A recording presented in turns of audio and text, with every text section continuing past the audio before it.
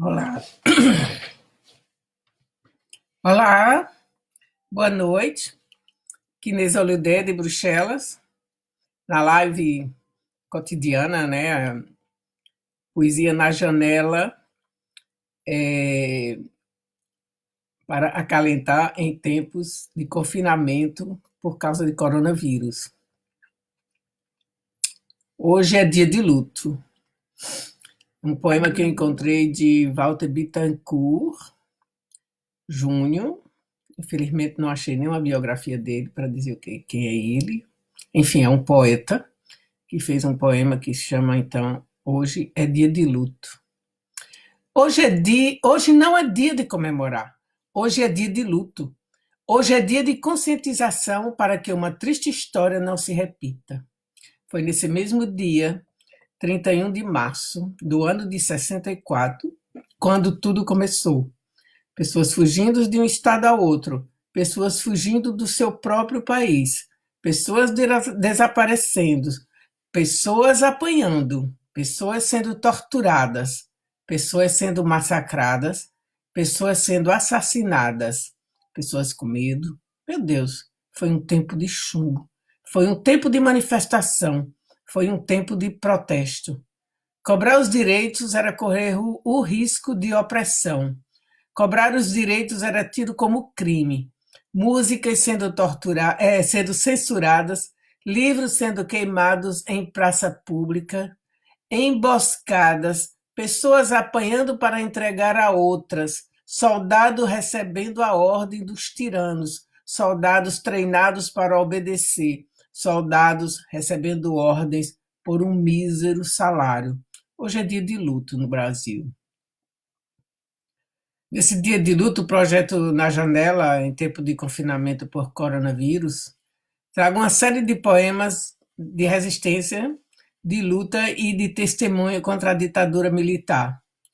Passados 56 anos do golpe, que derrubou o João Goulart e trouxe uma ditadura militar para o Brasil, apoiada por civis, né? Alguns civis, pela igreja.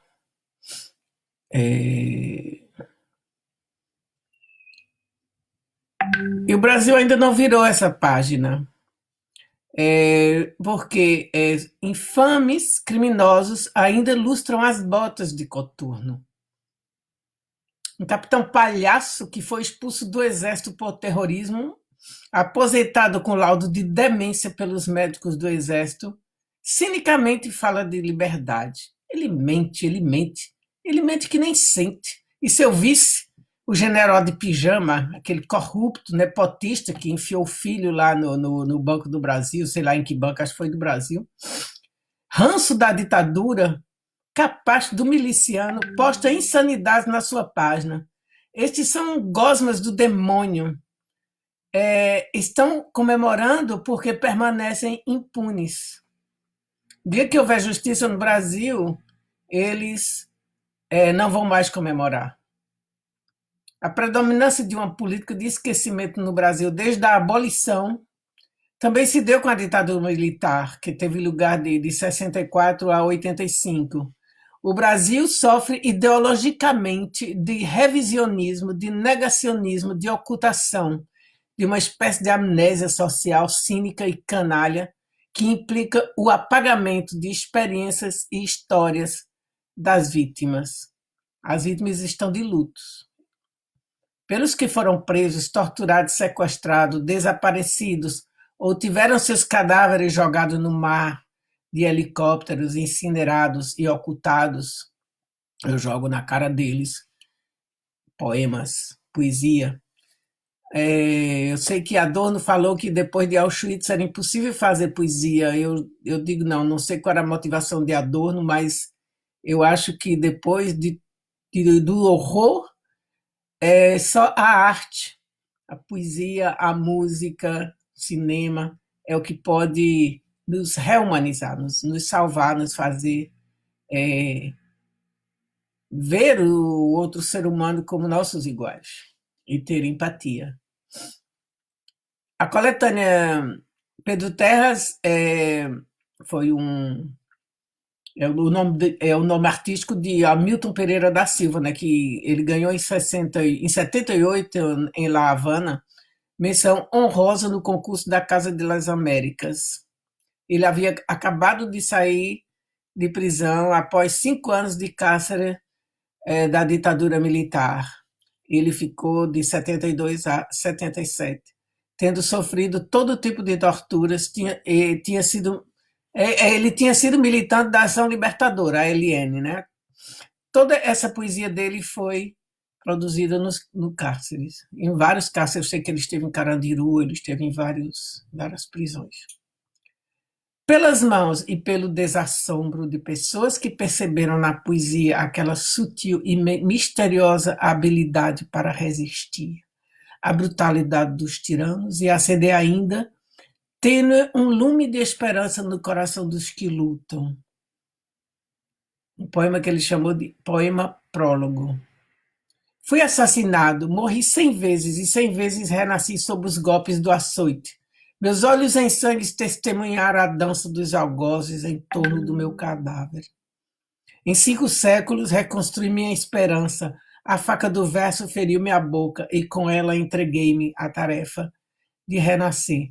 Porque eu sou o poeta dos mortos assassinados, dos eletrocutados, dos suicidas, dos enforcados e atropelados, dos que tentaram fugir, dos enlouquecidos. Ele colocou a palavra suicidas, enforcados ou atropelados entre aspas, e o que tentaram fugir, tudo entre aspas, porque a ditadura usava esse estratagema, né, para justificar os assassinatos.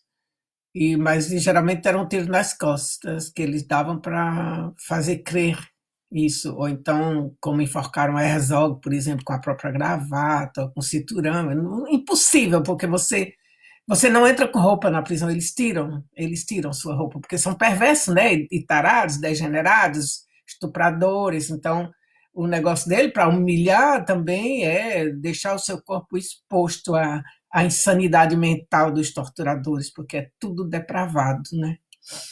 Já torturar já é uma depravação humana, já é você cair no pior do que tem um ser humano. Poema de Ferreira Goulart, que esteve exilado na Argentina. Esse poema foi feito em agosto de 64. Eu já falei de Ferreira Goulart, né? Então vocês já conhecem, sabem também procurar na internet, né? Agosto de 64. Entre lojas de flores e de sapatos, bares, mercados, boutiques, viajo num ônibus, estrada de ferro, Leblon. Volto do trabalho, à noite, em meio, fatigada de mentiras. O ônibus sacoleja, adeus Rambo, relógio de lilazes, concretismo, neoconcretismo, ficções da juventude. Adeus, que a vida eu a compro à vista aos donos do mundo. Ao peso dos impostos, o verso sufoca. A poesia agora responde a inquérito policial militar. Digo adeus à ilusão, mas não ao mundo, mas não à vida. Meu reduto e meu reino do salário injusto, o da punição injusta, da humilhação, da tortura, do terror. Retiramos algo e com ele construímos um artefato, um poema, uma bandeira. Alex Polari, nascido em João Pessoa, Paraíba, né, em 51, tinha 20 anos de idade e era membro da organização clandestina VPR, da Vanguarda Popular Revolucionária. Ele foi responsável pelo sequestro do embaixador alemão Heinfried von Holleben, quando caiu preso no Rio. Foi barbaramente torturado. Alex Polari passaria seus 20 anos inteiramente na cadeia. Foi condenado a 80 anos de prisão e só foi libertado aos 29 anos em 1980. Após a anistia, 2 anos antes, em 78, publicou um livro, Inventário de Cicatrizes, do qual eu já falei aqui, com as poesias que escreveu no cárcere. Eu quero salientar que a questão dos embaixadores que foram sequestrados foi para trocar eles por presos que estavam sendo torturados nas prisões militares, né? Eles nunca foram maltratados.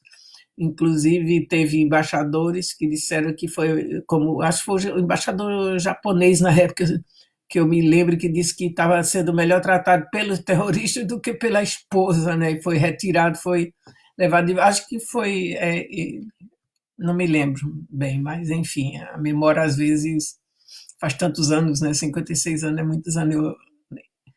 Eu era muito jovem, ainda sou, né? Mas com muitos anos, uma jovem com muitos anos.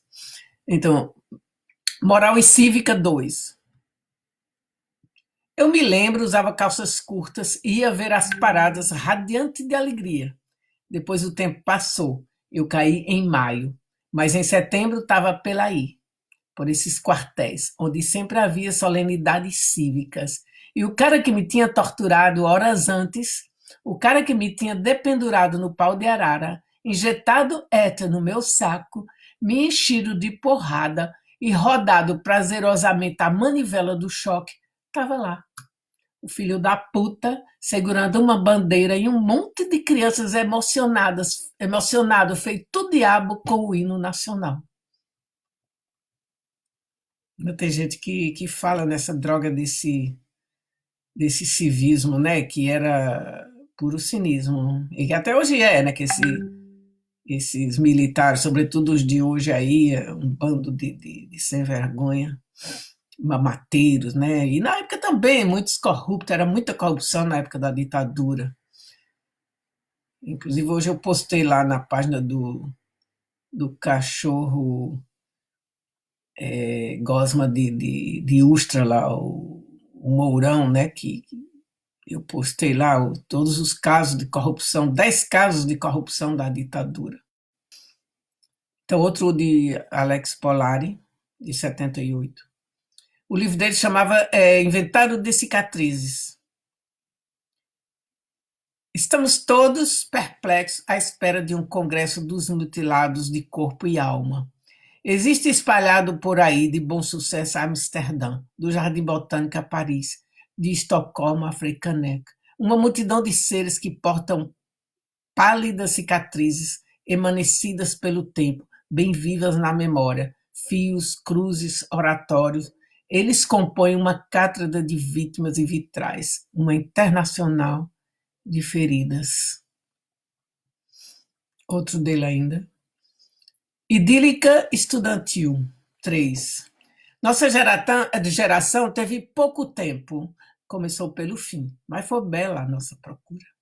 Ah, moça, como foi bela a nossa procura. Mesmo com tanta ilusão perdida, quebrada, mesmo com tanto caco de sonho, onde até hoje a gente se corta. Esse é de 79.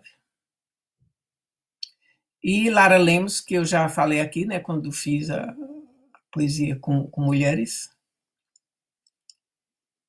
Ela escreveu o livro, então, Configurações, sobre os traumas de prisão, né? Ela fala das celas onde ela estava presa. Eis que me retornam vestes, sapatos, óculos, relógios, bolsa povoada de lenços, moedas inúteis, estojos, despojada até aos ossos. Não sei o que fazer dos meus despojos. Então, para exorcizar o horror que ela vivenciou, mas também para dar sentido a esse período da sua vida, né? Ela escreveu Celas 21. Eram corpos de trevas e lonjuras cobertas de brasas e feridas.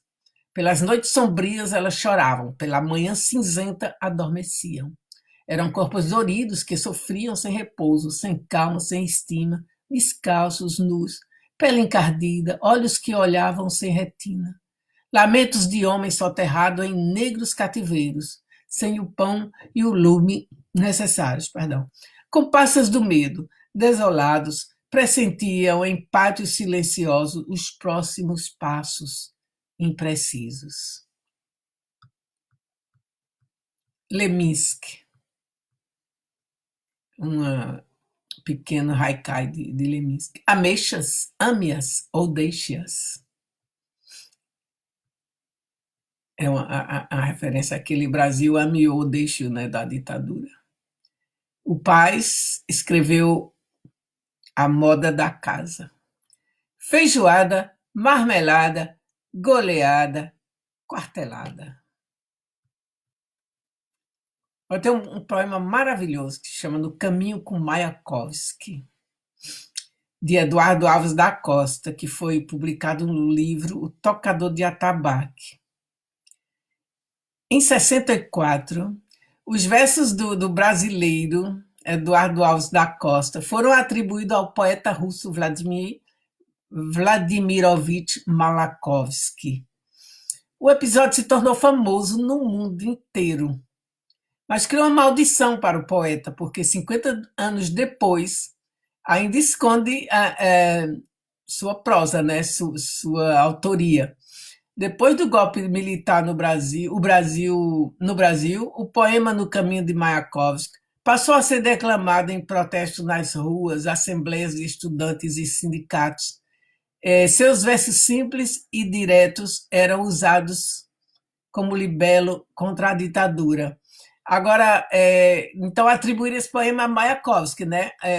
E o autor, o Eduardo Alves, ele anda com o livro Obras Completas de Mayakovsky, quando alguém diz que o poema ele copiou, porque ele foi acusado, inclusive, de plágio, né? E mesmo se foi desfeito depois o equívoco, muita gente preferiu continuar acreditando que era de Mayakovsky, porque, bom, é mais chique, né? O russo, revolucionário e tal, então ele ficou com essa maldição. Agora, só o título já dá para entender que não foi Mayakovsky que escreveu, porque Mayakovsky escreveria No Caminho com Mayakovsky. Não tem sentido, né? Ele poderia escrever No Caminho com Eduardo Alves, poderia escrever com, sei lá, com Marx, com Lenin, com Inês, por exemplo, mas No Caminho com ele mesmo, sei lá, podia ser, mas ele não tem sentido. Então eu garanto, eu aposto que esse poema realmente do. E eu nunca vi esse poema atribuído a Mayakovsky, francamente. Então, assim como a criança humildemente afaga a imagem do herói, assim me aproximo de ti, Mayakovsky. Não importa o que me possa acontecer, por andar ombro a ombro com um poeta soviético, lendo os teus versos, aprendi a ter coragem. Tu sabes, conhece melhor do que eu a velha história. Na primeira noite, eles se aproximam e roubam uma flor do nosso jardim, e não dizemos nada. Na segunda noite, já não se escondem, pisam as flores, matam nosso cão e não dizemos nada. Até que um dia, o mais frágil deles entra sozinho em nossa casa, rouba-nos a luz e, conhecendo o nosso medo, arranca-nos a voz da garganta e já não podemos dizer nada.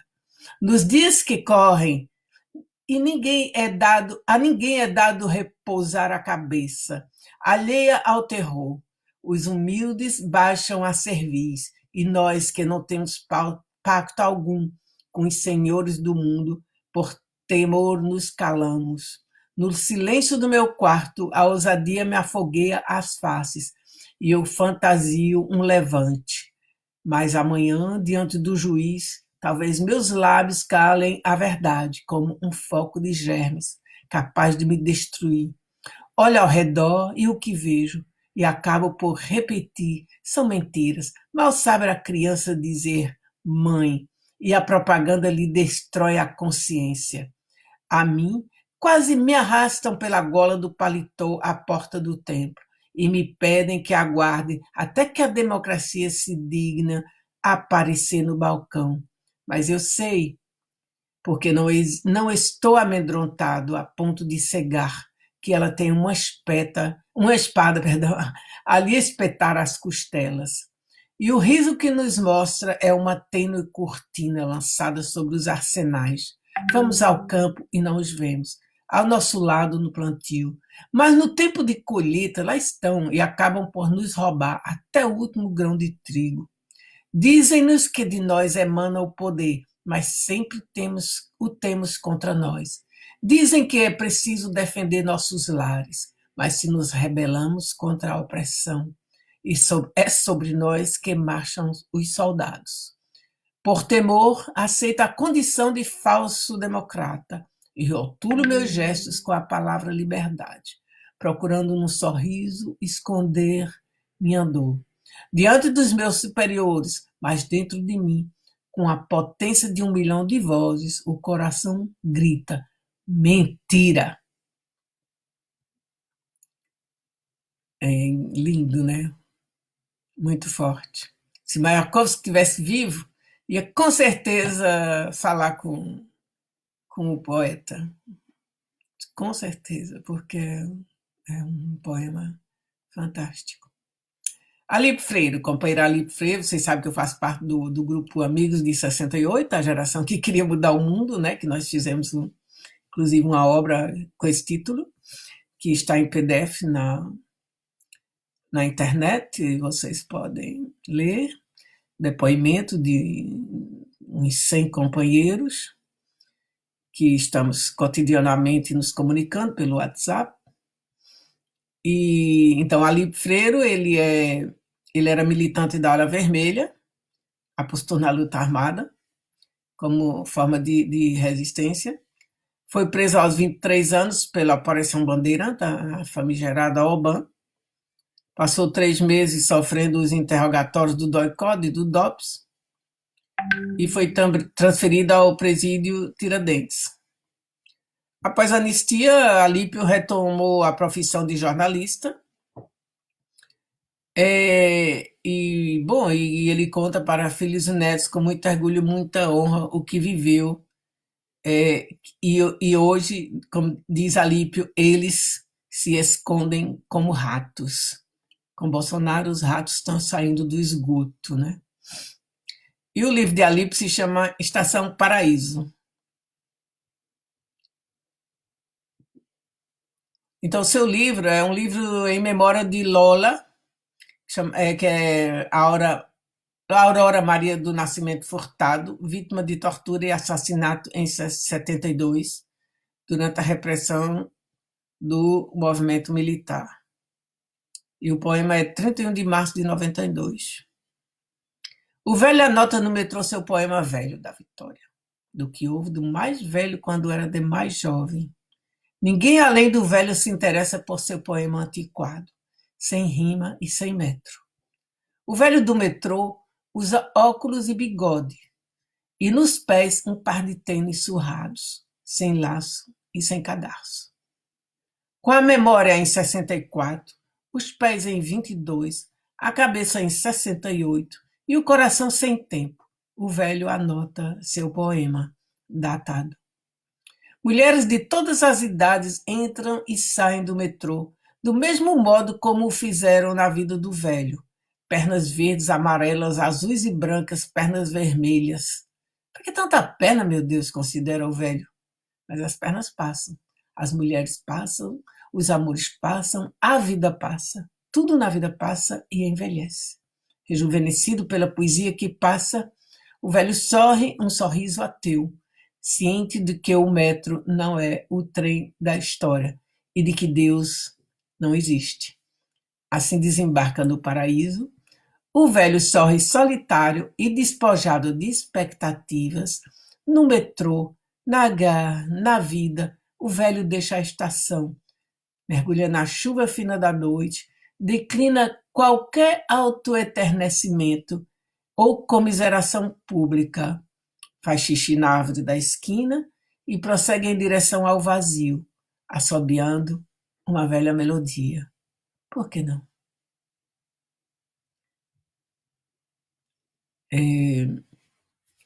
Um poema do meu poeta português preferido, um deles, né, porque tem Fernando Pessoa e o Sidônio Muralha. Eu também já falei em outra live, poema que eu fiz para as crianças, né, que ele tem livros para criança.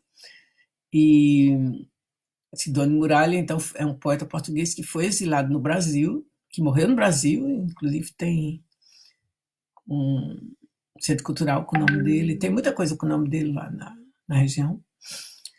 E ele escreveu um soneto imperfeito da caminhada perfeita. Já não há mordaças nem ameaças, nem algemas que possam perturbar a nossa caminhada, em que os poetas são os próprios versos dos poemas, e onde cada poema é uma bandeira desfraldada. Ninguém fala em parar ou regressar. Ninguém tem mais mordaças ou algemas. O braço que bater há de cansar, e os poetas são os próprios versos dos poemas. Versos brandos, ninguém nos peça agora. E eu já não me pertenço, sou da hora, e não há mordaças, nem ameaças, nem algemas, que possam perturbar a nossa caminhada, onde cada poema é uma bandeira desfraldada, e os poetas são os próprios versos dos poemas. Fantástico, maravilhoso, Sidônio Muralha. Eu ainda vou fazer uma live só com poetas portugueses. Vamos ver. Aguardem. Ontem eu prometi fazer os poetas de Sertânia, mas não, vai ser amanhã. Hoje, quando eu vi a data, não podia deixar de ser sobre a ditadura. Que ainda tem muita gente no Brasil com a mente obscura, com a mente assassina, com a mente carregada de ódio, carregada de veneno e de mentiras, né, que acreditam nas mentiras.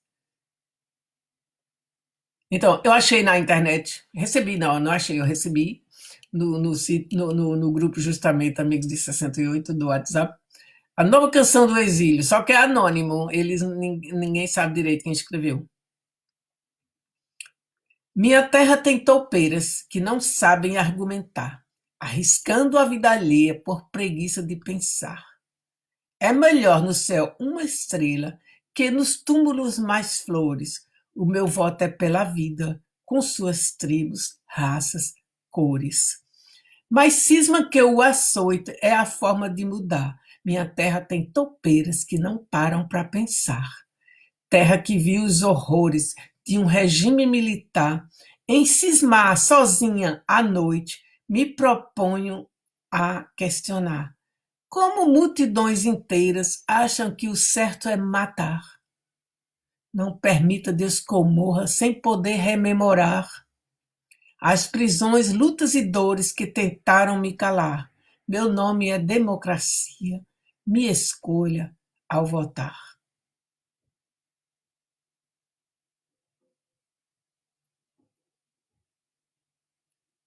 Muitos ainda temos as feridas abertas, mas não nos calaremos jamais. A resistência à ditadura foi feita de muitas formas por meio de luta armada, política e também através de cultura. Hoje ameaçados por anões, generais, golpistas, gorilas, quase extintos, que apoiam um demente, companheiros mortos e desaparecidos. Essa aqui é minha homenagem a todos que entregaram a vida à luta pela liberdade. Presentes, estamos firmes na resistência e na luta para que os tempos de terror sejam patrimônio da memória coletiva e nossa poesia seja transmitida como herança cultural por séculos. Abaixo a ditadura, nunca mais. Tortura, nunca mais. Ditadura, nunca mais. Boa noite. Muito obrigada. Para a janela, batam panela contra a ditadura, contra Bozó, fora Bozó. Tchau.